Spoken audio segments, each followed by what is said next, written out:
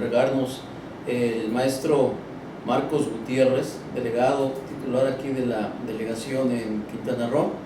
Y bueno, pues perdimos un poquito de tiempo ahí, no nos quedaba el internet, pero ya estamos bien, perfecto. Si tenemos buen sonido, adelante.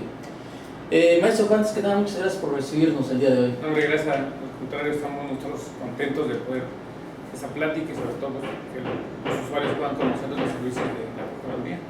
Muy bien, y retomando las pláticas que las teníamos anteriormente cada mes, solo que tenía una sobrecarga aquí el maestro en la delegación y no le autorizaban por ahí una posición, y pues estaban muy cargados de chamba y no podíamos seguir llevando a cabo este programa, que ya lo tenemos precisamente destinado cada mes una charla con el PRODECON.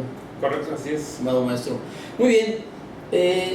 Maestro, fíjate que te comento, una de las inquietudes por las cuales también estamos el día de hoy aquí con la PRODECON es que aún y cuando se ha incrementado en el trabajo, yo he llevado algunos asuntos con ustedes perfectamente bien y nos ha salido todo muy bien, pero todavía hay mucha gente que trae ahí la duda del alcance de las decisiones de la PRODECON, de cómo intervienen ustedes, cómo representan y demás. Pero pues antes me gustaría que me comentaras cuál es el área de acción por parte de la PRODECON. Claro, como no, muchas gracias. De hecho, pues entrar a platicarte que la Procuraduría pues no es una Procuraduría común, al contrario es una Procuraduría muy robustecida al ser su origen como un ombudsman fiscal, y esta naturaleza de ser un ombudsman le da la posibilidad, nos da la posibilidad de hacer una defensa de derechos fundamentales de los contribuyentes a partir de todas las áreas sustantivas que tenemos. Básicamente tenemos 4 que estamos ejerciendo con mucho éxito, que es la asesoría, la representación legal y defensa, las quejas y los acuerdos conclusivos. Y básicamente a partir de estas facultades pues arropamos los problemas y la defensa de los derechos fundamentales de los contribuyentes. Es importante que tengamos en cuenta también que en esta naturaleza de ombudsman pues nos convertimos en el defensor por excelencia de los pagadores de impuestos, y pues justamente también que la naturaleza de la Procuraduría como un organismo independiente, es decir, que no estamos sectorizados, no dependemos de ninguna Secretaría de Estado, con un ejercicio presupuestal independiente, le da mucha fortaleza a la Procuraduría para efecto de pues, ejercer estas atribuciones sustantivas, ¿no? Además, otra parte importante, aquí ya no es como corolario, el tema de que nosotros buscamos que los contribuyentes puedan acceder a la justicia material, y no solamente en el tema de los créditos fiscales, ¿no? Generalmente pensamos en el abogado o en el defensor fiscalista cuando tenemos un crédito fiscal, pero hemos visto que a partir, por ejemplo, del procedimiento de quejas, tenemos muchos asuntos en donde no necesariamente hay un crédito fiscal. Por ejemplo, que un contribuyente desconoce su situación fiscal, tiene problemas para tributar en algún régimen, y a través de este procedimiento lo podemos ayudar, inclusive para que no esté en estado de indefensión e incertidumbre respecto a las obligaciones que debe cumplir en el régimen que esté tributando. Exactamente.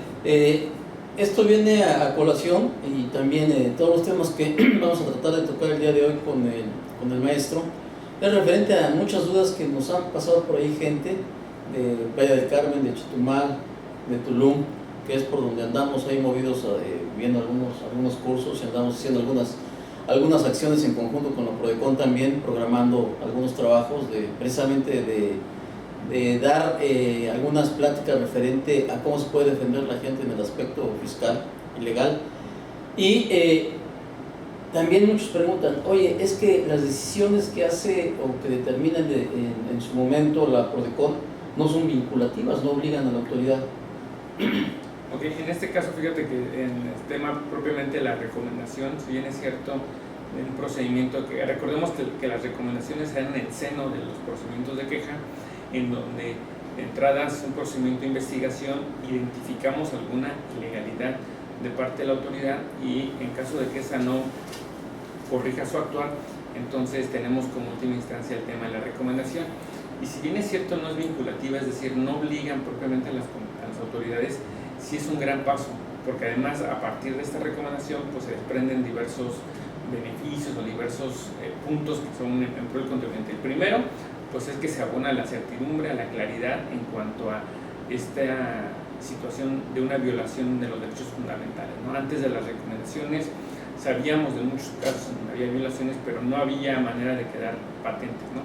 Se patentiza a través de estas recomendaciones, se hacen públicas, además se abona la publicidad, porque en nuestra página de internet se pueden consultar no solo pues, el contenido de las recomendaciones, sino las autoridades que se recomiendan, y a partir inclusive de que la autoridad es señalada como quien vulnera derechos fundamentales, pues inclusive hay casos en donde las propias autoridades reconocen, aceptan la recomendación, y a partir de esto pues logramos que se ajuste su actuar en pro de los contribuyentes. Y como último caso, podría decir que en el caso, por ejemplo, que un contribuyente interpusiera un medio de defensa, pues al tener ya una recomendación por parte de la Procuraduría, ya lleva un gran avance, ¿no? Porque ahí se establecen las ilegalidades que nosotros consideramos, los motivos más bien de vulneración de derechos fundamentales, y que pueden allegarlos sin problema tribunal y que será un elemento probatorio, ¿no? Entonces, la no vinculación no quiere decir que no sirva, ni mucho menos que no abone la seguridad y certeza jurídica de los contribuyentes. Claro, eso es bien importante, y creo que nos debe de quedar a todos muy claro el aspecto de que todos los estudios y toda la defensa o la intermediación que se lleva a cabo vía la PRODECON se hace fundamentada en ley. Créanme que lo que hemos visto, y también queda muy claro como uno de los principios fundamentales de la PRODECON, es de que no van a defender a alguien que no tenga la razón, definitivamente. Entonces nosotros sí hemos tenido buenas experiencias en el aspecto de las defensas que hemos tenido en algunos casos de contribuyentes que hemos pasado las situaciones aquí en la PRODECON, y uno de esos elementos que son excelentes es los ¿cómo se llaman? Los vinculativos, los criterios vinculativos.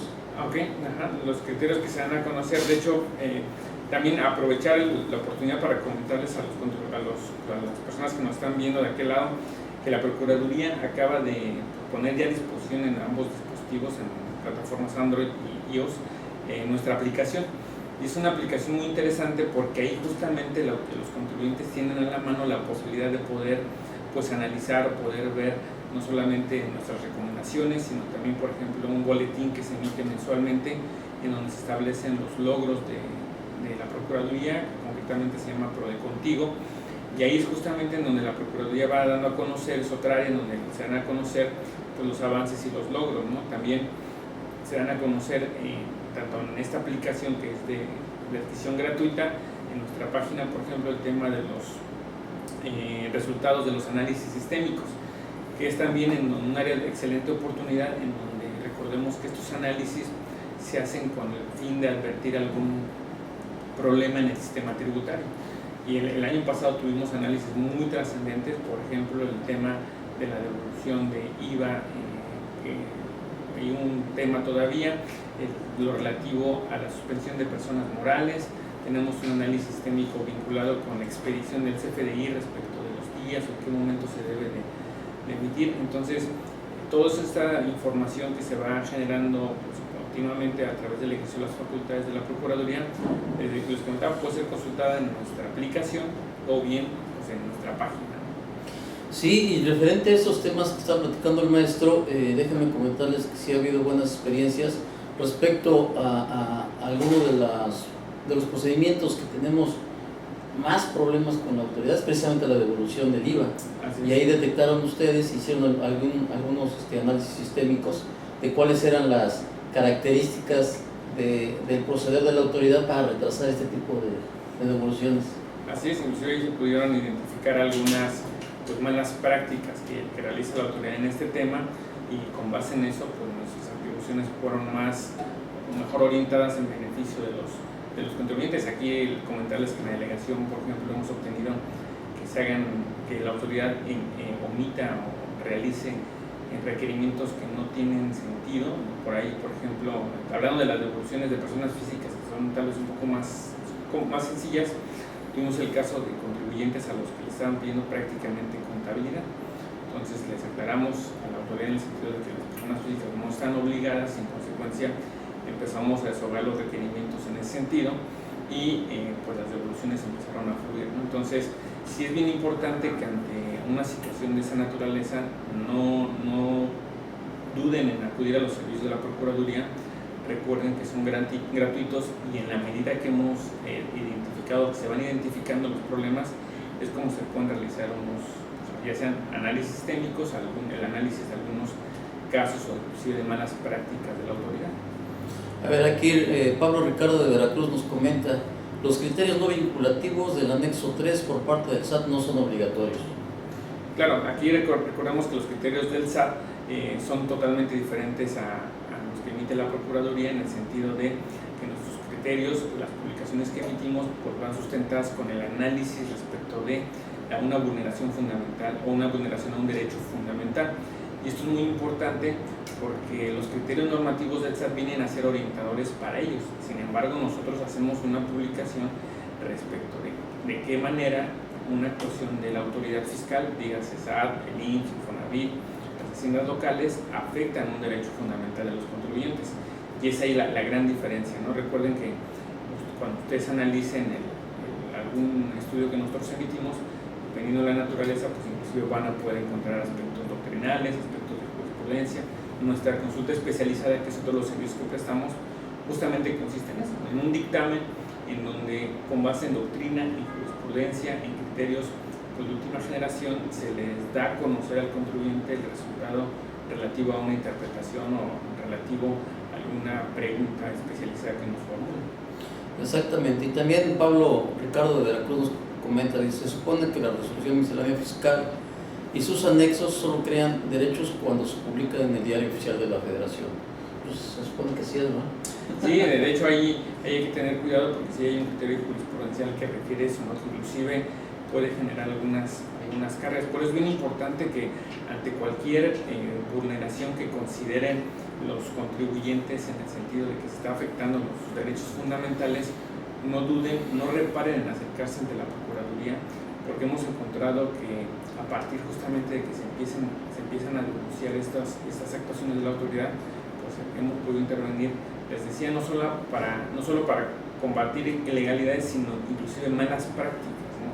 Que buscamos justamente que el actuar de la autoridad no solamente se sustente en derechos, sino que en el actuar diario, en la manera en que va resolviendo los procedimientos, se vayan acabando esas malas prácticas. Como son tan comunes, pareciera ser que inclusive ya son como que naturales o normales, no obstante que en ellas puede haber violación de derechos fundamentales, ¿no? Por poner un ejemplo, cuando yo voy a la oficialía y el servidor público me cuestiona los documentos que voy a exhibir, y de ahí de entrada él determina no recibir un documento, no obstante que está obligado para ello. Sí, efectivamente, por el 8 constitucional, ¿no? Miren, les quiero comentar también, hemos tenido algunas reuniones con gente de gobierno, de fiscalización principalmente, y desgraciadamente ellos tienen que, lo que hemos notado es que ellos tienen que cumplir su trabajo, y muchas veces, y se les hizo el comentario, se los hice personalmente, de que ellos en algunas ocasiones le estaban dando mayor valor a la resolución miscelánea, inclusive la tenían como a nivel de la Constitución, porque no se quieren salir de ahí para nada, ¿verdad?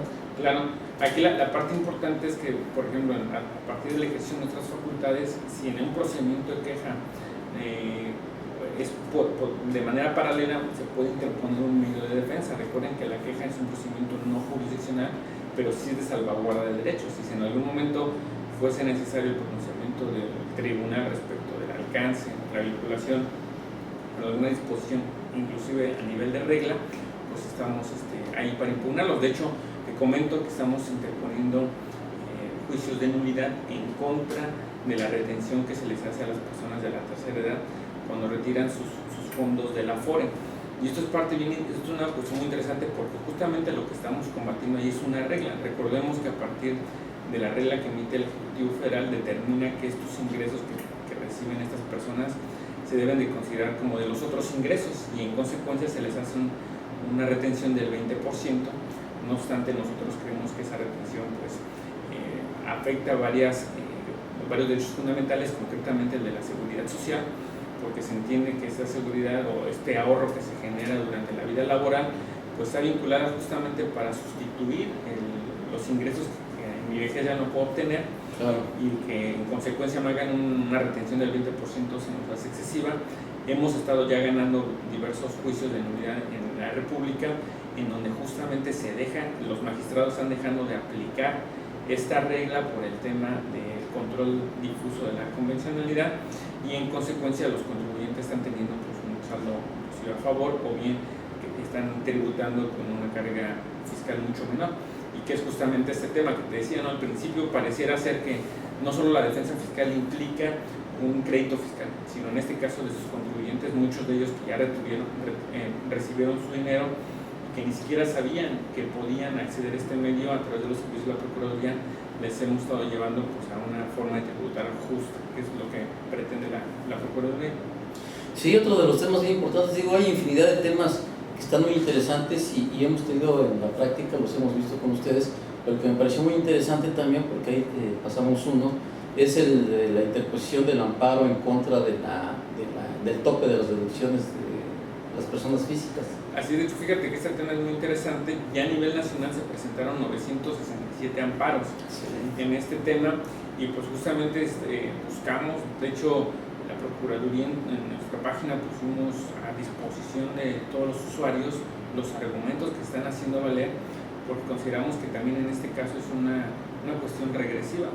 Si en el 2013 los contribuyentes podían deducir sin límites, el hecho de que ahora se ponga esta limitación de 10 veces el 10% al ingreso, pues consideramos que sí restringe el ejercicio de un derecho y que desafortunadamente afecta seriamente a los de menores ingresos, ¿no? Entonces estamos trabajando en ese sentido, creemos que este límite sí afecta considerablemente, y pues bueno, estamos trabajando para que los resultados ya en los tribunales sean favorables en pro de los contribuyentes, y regresamos, ¿no? Estamos ante la defensa de un derecho fundamental sin la necesidad de la existencia de un crédito fiscal.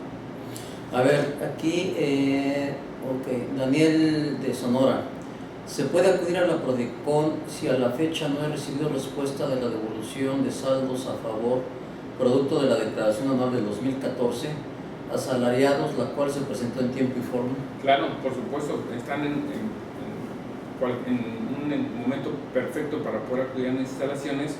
Nosotros, si por ejemplo no hay alguna respuesta, podemos interponer ahí el procedimiento de queja para preguntar cuál es el motivo por el cual al día de hoy no han obtenido la devolución.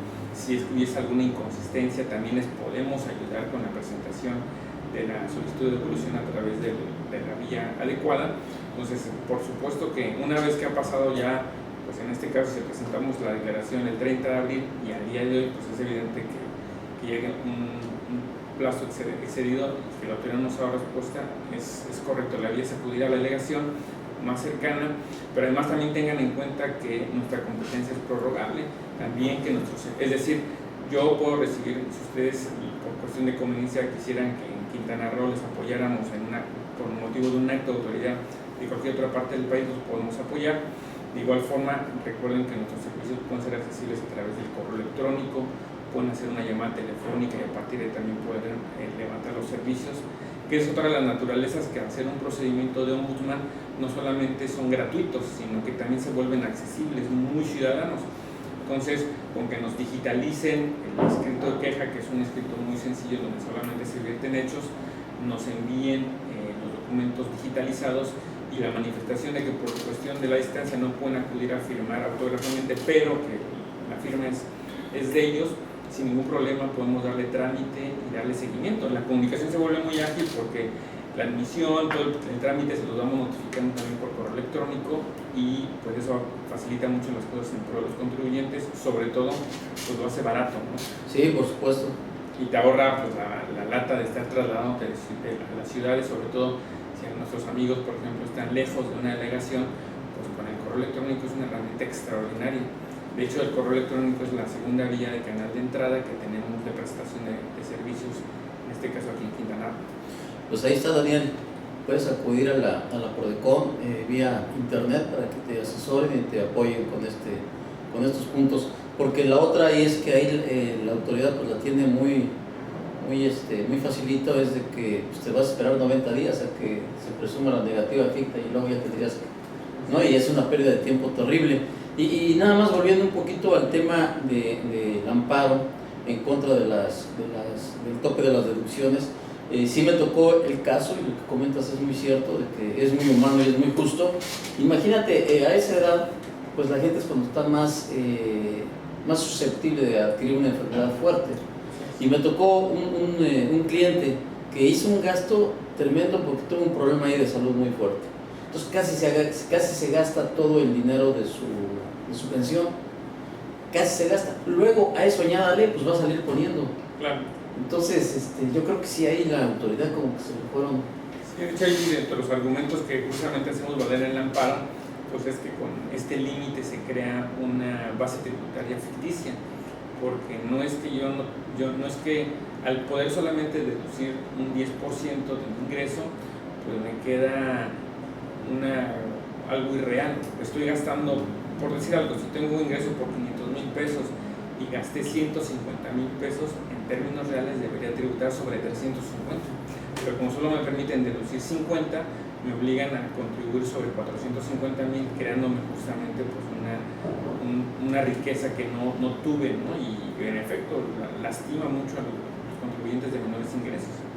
Sí, es una utilidad virtual sobre la cual le estás pagando impuestos y nomás hasta vas a tener que salir poniendo y a lo mejor tienes que vender algún bien para alcanzar el pago de los impuestos. Muy bien, otro de los temas también muy interesantes, colegas, y les comento porque también nos ha dado muy buenos resultados después de varias mesas de trabajo con las autoridades, es el de los acuerdos conclusivos, en donde se les están dando los elementos, reunión con reunión, los elementos de juicio fundamentados en ley, en doctrina y en tesis, jurisprudencia, como bien comentó el doctor, el maestro, y al fin y al cabo, a lo mejor es por cansancio o por agotamiento, la autoridad lo acepta, ¿no? Este tema es bien interesante porque la verdad es que estamos obteniendo cosas extraordinarias en pro de los contribuyentes. De entrada, recuerden que el acuerdo conclusivo es el primer medio alternativo de solución de diferendos entre autoridades y contribuyentes en procedimientos de auditoría, dígase revisión de gabinete, visita domiciliaria y ahora la revisión electrónica. Entonces es el único medio que existe para yo poder tratar de arreglar pues, las diferencias que tengo. Es el primer medio alternativo de solución de controversias en materia fiscal, que eso es extraordinario. Recuerden que los medios alternativos de solución de controversias pues, me ayudan justamente a resolver un problema cuando ya ha surgido o bien antes de que surja, cuando yo ya advierto que va a venir. Y en el tema de las auditorías justamente es el campo idóneo porque pues ya en el seno de la misma yo me puedo advertir hacia dónde la autoridad me va a revisar, ¿no? Hacia dónde me va a emitir el crédito fiscal y cuál va a ser la consecuencia, y dentro de la auditoría puedo presentar mi solicitud de acuerdo conclusivo con la Procuraduría y eso me generará que de entrada se suspende el procedimiento, se inicia un nuevo procedimiento que es el acuerdo conclusivo en donde le puedo aportar pruebas y sobre todo vertir argumentos de derecho a la autoridad y del por qué pues, la calificación de hechos que realizan en sus actas considero que no están correctas, ¿no? Por ejemplo, un tema común en esta área es la manera en que se acumulan los ingresos. Muchos hemos tenido casos de que se consideran de manera presunta los depósitos bancarios cuando se tiene soporte documental para acreditar que son préstamos o que son traspasos entre cuentas propias o que son incrementos futuros a capital. Y en ese procedimiento justamente el contribuyente puede aportar estos elementos que muchas veces por falta de tiempo, por falta de capacidad administrativa, la autoridad ya no se detiene a revisar.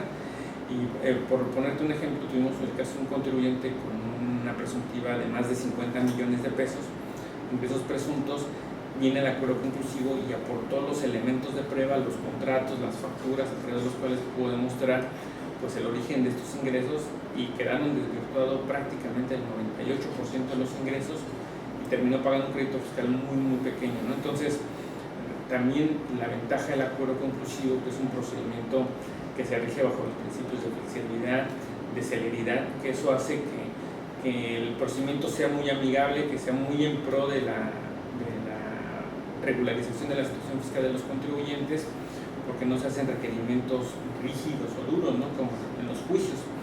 Entonces es un área de oportunidad extraordinaria para que los contribuyentes puedan aportar elementos. Actualmente de cada 10 acuerdos conclusivos que estamos tramitando, 7 se están firmando, y los que no están firmando muchas veces es porque el contribuyente pues, no tiene los elementos de prueba, pero hasta el día de hoy la autoridad sí ha estado pues, aportando una buena parte de disponibilidad para la firma. Recuerden que principal beneficio del acuerdo conclusivo de las suscripciones, la condonación de multas en la primera suscripción al 100%. Que el acuerdo conclusivo es una figura única en Latinoamérica, solo en México la tenemos, en Italia por ahí hay una figura parecida, pero no da los beneficios que nuestro acuerdo conclusivo tiene. Entonces es un área de oportunidad extraordinaria, porque al obtener, estamos logrando también, por ejemplo, la firma de acuerdos parciales, es decir, si la autoridad me calificó 5 hechos y durante el procedimiento puedo desvirtuar 3, solamente la liquidación vendrá por 2, y eso es muy importante, porque el crédito fiscal pues evidentemente será mucho menor sobre 2 observaciones a sobre 5, y en el medio de defensa eso implicará menores costos, porque los honorarios del abogado, las garantías para la suspensión también serán más económicas, a diferencia de irme por todo, ¿no? Entonces el acuerdo conclusivo es un procedimiento que pues yo creo que ya debería empezar a hacerse costumbre, en el sentido de antes de estoy en un procedimiento de auditoría, acudo al acuerdo conclusivo y ahí tengo la oportunidad plena para solicitar y regularizar mi situación fiscal. A ver, ahorita dame un tiempecito, Pablo, ahorita cambiamos el tema, nada más quisiera hacer alguna acotación referente al tema de acuerdos conclusivos, y precisamente el caso que nos estaba exponiendo el maestro es que también muchas veces en el aspecto de préstamos o de puestos a las empresas no armamos bien la documental para tener la prueba de que efectivamente es un préstamo. Muchas veces llega la autoridad y te los desecha porque no presentas ningún documento, ningún contrato. Luego viene el tema de fecha cierta, que nos están obligando a notarizar algunos contratos, ¿no? En este caso, fíjate que sí, digamos, se ha logrado en algún caso, por ejemplo, que a partir de que se cuente con el contrato, aunque no esté protocolizado, pues la autoridad lo ha reconocido si se cuentan con los otros elementos de certeza de materialidad del hecho, que generalmente pasa así, ¿no? Los contribuyentes tienen el estado de cuenta bancario, tienen cómo demostrar el origen del préstamo, el pago de los intereses, y por esta cuestión meramente formal la autoridad los había estado rechazando. En el acuerdo conclusivo la autoridad los ha estado pues otorgando, ¿no?, en pro de los contribuyentes. Por eso les decía, lo único que estaría mal ante una situación, un problema tributario, es no acudir a la prueba. Así es. No pierden nada, los servicios son gratuitos, hay un área de oportunidad y se pueden obtener beneficios importantes. Pues ahí está, colegas, entonces la observación. Pablo, a ver, ¿y qué va a pasar ahora con las revisiones electrónicas y el buzón tributario, que es a todas luces ilegal? Si no me doy por notificado, por no estarlo usando, y la autoridad, según ellos, me informará por ese medio, me tendré que amparar, ¿verdad?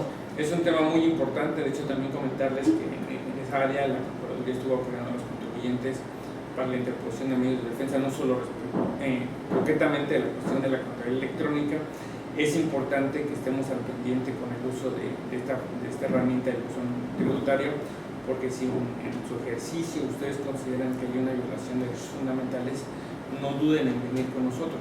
La Procuraduría pues está de acuerdo en que la manera en que se utilicen las herramientas electrónicas inclusive se vuelve más fácil el cumplimiento de las obligaciones tributarias, pero también al mismo tiempo estamos muy al pendiente que en este uso pues no se vulneren principios fundamentales, ¿no? Entonces sí estamos ahí muy al tanto, muy al pendiente ante cualquier duda o ante cualquier percepción de ilegalidad o de afectación a mis derechos. Por favor, no dejen de acudir a la Procuraduría, mandarnos sus consultas a través del servicio de asesoría o bien a través de un procedimiento de queja para poder resguardarles y apoyarles y que ustedes no estén desprotegidos en esa área. Muy bien, Pablo, y te comento, pues yo creo que también hay que irnos acostumbrando ya a la modernidad. Te dan 3 días para que abras tu buzón o tu correo electrónico para que te des por notificado. Si no, pues ya empiezan a correr los plazos, que mira, es lo mismo que si te entregan ahorita un documento y empieza a correr efectos a partir de un día después de la entrega. Entonces hay que empezar a acostumbrarnos a utilizar esto, porque pues de plano yo creo que es una de las medidas que ya no va a echar para atrás las autoridades fiscales, y vamos a seguir funcionando con esto porque se le facilita mucho el trabajo a la autoridad estarte enviando requerimientos y revisiones vía de forma electrónica. Así es, justamente. Bueno, mis estimados colegas, pues aquí como el maestro también tiene compromisos, vamos a dejar el programa el día de hoy hasta aquí. Antes que nada, pues agradecerle de nueva cuenta al maestro su tiempo y las instalaciones para llevar a cabo el programa. No, hombre, es un gusto. Les invito nuevamente a visitar nuestra página www.prodecon.gov.mx. Mi correo electrónico es marcos.gutierrez@prodecon.gov.mx. Recuerden que los servicios de la Procuraduría se prestan de 9 de la mañana a 5 de la tarde en tiempo corrido. Y bueno, el correo electrónico, pues estamos prácticamente las 24 horas para servirles. La verdad es que para nosotros es un gusto poder ayudarles en la manera de ejercicio de nuestras facultades sustantivas. Pues a ustedes, Arnulfo, Rodolfo, mira, la intención de hacer estos programas es que, y no te olvides, Pablo nos olvidó el viaje a Cancún, es que ahora no podemos seguir con el concurso. El próximo programa, Arnulfo, gracias a tu invitado, maestro, te dan las gracias. No, es un gusto, estamos a la orden. La intención es que tengan soluciones prácticas para los problemas cotidianos que se nos presentan, que luego tendremos que andar batallando como contadores o como representantes de nuestros clientes. Les agradezco el tiempo, muy buenas tardes a todos y nos vemos la próxima semana. Claro que sí. Hasta luego. Hasta luego.